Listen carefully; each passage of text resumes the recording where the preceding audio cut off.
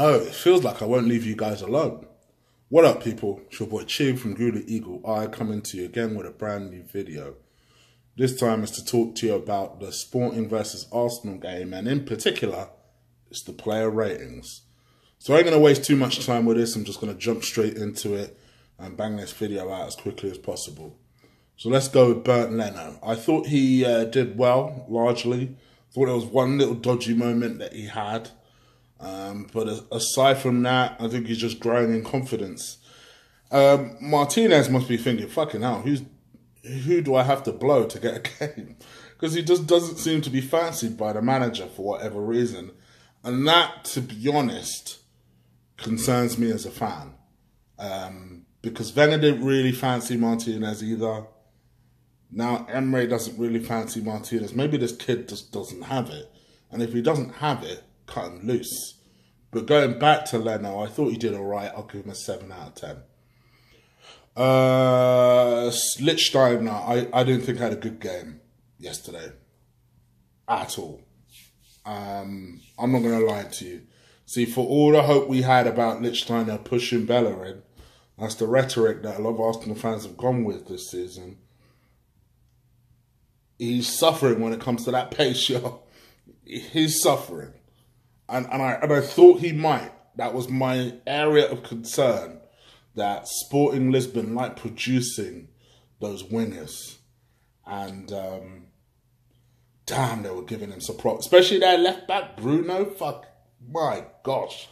He was running Lichtsteiner ragged. Yeah, I'm going to go with 4 out of 10. I did not think he had a good game at all. Rob Holding, I thought had an excellent game yesterday.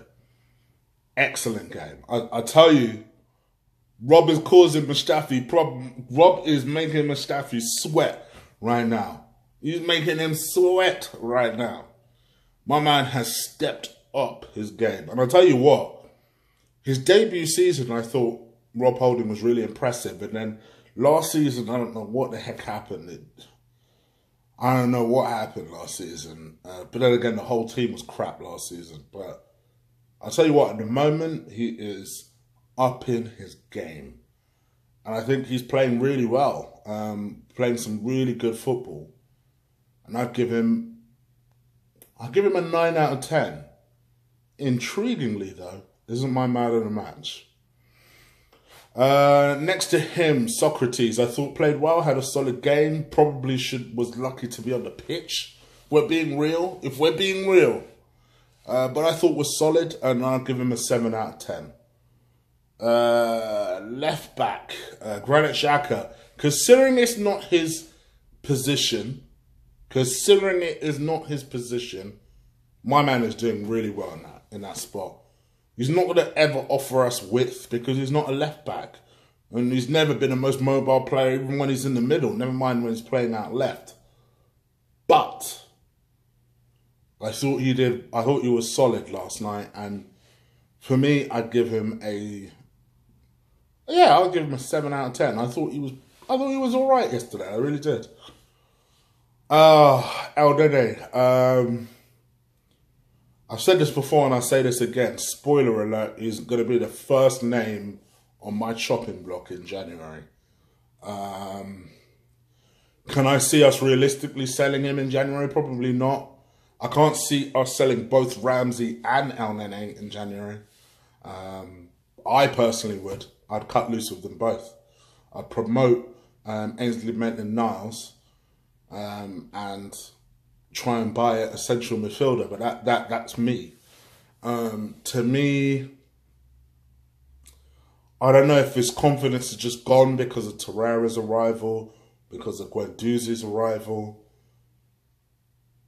Occasionally, he used to have a decent game, but I don't know what's going on with him at the moment. It's almost like the whole team stepped up, and he's forgotten to make the same step up. It's really disappointing because, you know, I'm always conscious of what I say to you guys, and I always try and be that kind of guy where I take personal pride in being consistent. I don't ever want to be on here and you be like, Oh, but Chig, you said that you rated him last season. And listen, I'm well aware of what I said last season. Last season, I thought rate is probably a strong word, though. I thought he was a useful player. I got it. Without Nene, I completely got it. For 5 million, completely understood what sort of player he was, what sort of uses he would be for us. But now it's just like, the man ain't, for me, he's not even good enough to get in the Egypt team. How much more the Arsenal team? You know? 3 out of 10. Honestly, I thought he was that bad. 3 out of 10. His midfield partner, on the other hand, Guendouzi, is my man in the match. I thought was superb yesterday. And I don't use that word a lot. I thought he was superb yesterday. Everything about him was classy. And you've got to remind yourself, this guy's 19. Not only is he 19, he came from the second league, the second division in the French league. I mean, how does Sven do this one? What a classy player. I love him. I honestly do. I really like Guendouzi. Very mature for his age in the way he plays football. And he's only going to get better and better and better. And I said this before and I'll say this again. Granit Xhaka, I've gone off your back lately. But I'll tell you something. You don't up your levels, this kid is coming for that place. He's coming for it. Was brilliant yesterday. 9 out of 10. My man of the match. So the three across the middle. On the right-hand side, let's go with Mkhitaryan. No, Mkhitaryan played as a number 10, didn't he? No, let's go for Aaron Ramsey. So Aaron Ramsey's caused a little bit of a debate online just before I recorded this video, actually, where he came out yesterday and said, you know, he still hasn't had an explanation as to why the offer was taken off the table. For me, my argument is I just wish Arsenal would tell him. Because we want you to bounce. We don't think you're worth the money. Whatever it takes, handle that situation properly. Close it off. And maybe that's me with my HR head talking. But I just think what you don't want is an unhappy player infecting the rest of that squad. That's my concern. That's my thought process on that. So I hope Arsenal handles that situation properly. Nevertheless, I thought it was his usual bullshit game. 5 out of 10. Mkhitaryan, I'm slowly tapping out on this, brother. I must admit, I am slowly tapping out. I'm really trying to show a little bit of patience. Because I agree with Lee, you know, under this new manager, everybody almost gets a clean slate. But I said this on Colin's show some time ago. I haven't really been impressed with Mkhitaryan since his debut. Not really. Not if I'm being honest. He's gotten a pass a lot of the time because he's Aubameyang's mate. But if you really think about it, what's he done since he got here? 5 out of 10. Poor. But let's talk about Danny Welbeck. If I could clap while recording this, I'd give him an applause. For me, man of the match is between him, Holding, and Guendouzi. I thought, and it was very close between him and Guendouzi in particular, I thought was absolutely fantastic yesterday. Because my man was a nuisance the entire game. And he had a disallowed goal. 9 out of 10. Brilliant. And I tell you what, this to me, he should be an example to Aaron Ramsey. I don't think he's going to get a contract. Because I think if he was going to get a contract, talks would have started ages ago. We would have heard something by now. But you know why the Arsenal fans will wish Danny Welbeck well? Because no matter what, this kid is giving everything until the moment comes where his contract either runs out or he's told he's of no longer use.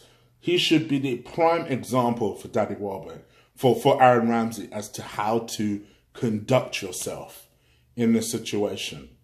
Make them miss you. Make them want to offer you that contract again. Give your everything for that badge. And say to the board, see, you really want to lose this. You really want to lose this. Because I'll tell you what, Arsenal fans are doing a fucking 180 on him, including myself. Offer this kid a contract. Offer him a contract. Because I'll tell you what, for a squad striker, he's doing his thing. He's accepted his role. Useful player. Always gives his all. Give him a contract. Heck, and he's got more goals than Alexis Sanchez and Lukaku at the point of I'm recording this. So I say let's do it. 9 out of 10. Babiang, I thought was plugging away, trying without any real success. 7 out of 10. Welbz came on a bit late. Showed off a few skills, a couple of nutmegs. He's being called a nutmeg kid. I'll tell you what, the turnaround of Welbz making is astounding. Torreira came on for El Nene and immediately improved things. I give him a 7 out of 10. And Lacazette came on the 85th minute. I'm not going to grade him because it was way too late. But aside from that, and Emre, to me, he's the halftime specialist. Long may it continue, but at some point, we're going to have to actually start games the way we finished them. But hey, he got it out of him again, and that's another 3 points. 11 in a row. On to the next one against Palace. That will not be easy. Anyway, guys, you guys let me know what you think. Leave it in the comments down below. If you like this video, crush, destroy, drop kick the shit out of that like button. I appreciate every time you guys do that. The preview for the Palace game will be dropped in the kind of around 10 a.m. Where I talk about the Palace preview and my concerns of that game and kind of get your opinions on the game as well. And I'll be doing that one live. And then on Sunday, I'll be doing the review of the Palace game. So I hope you guys are with me to review that game. All right, people, I'm out of here. Take care.